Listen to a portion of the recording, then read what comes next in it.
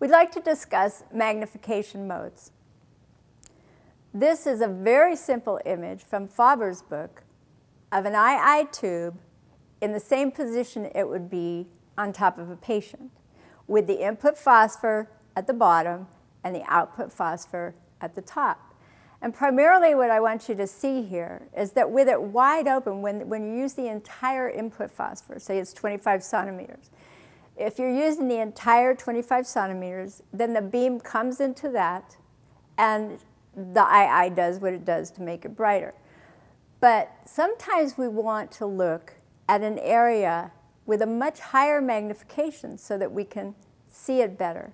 And in order to do that, you can see by the dotted lines on the inside of the tube that when we want to do that, what we do is we decrease the size of the input phosphor. And so we're going to talk about what happens when we decrease the input phosphor size to the beam and to the dose for the patient.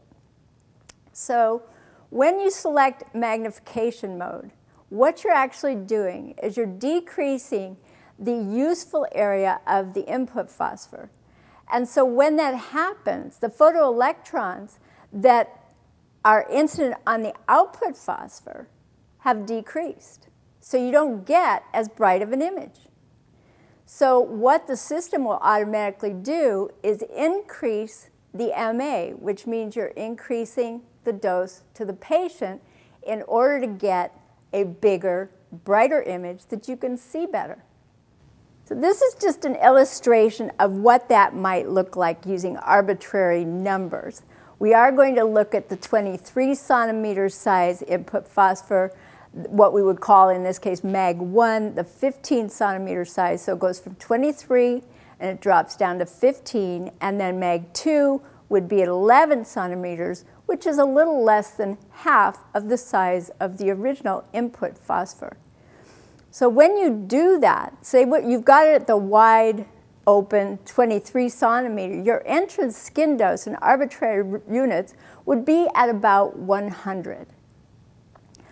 The first time you decrease the size of the input phosphor for your mag1, it's now at 15 centimeters, you increase your dose by 2.4 times because the system has to compensate for the fact that there are fewer photons that they can deal with. And so they have to increase the number of photons in order to give you a nice, bright, magnified image. And then when you go to an even smaller size, or in this case, mag2, you're going to see it at the 11 centimeter. Again, this is a little less than half of the full size, and you jump up to 4.4 times the dose to the patient to give you as bright an image. So when we use electronic magnification, which is the kind of magnification we want to use because it gives us better everything, not just magnification, but it also gives us higher spatial resolution or object differentiation. It gives us increased contrast resolution, which means we have better brightness differentiation, and it gives us increased visual acuity, or the ability to discern detail. Yes, we do increase dose, but we have all of these advantages as well.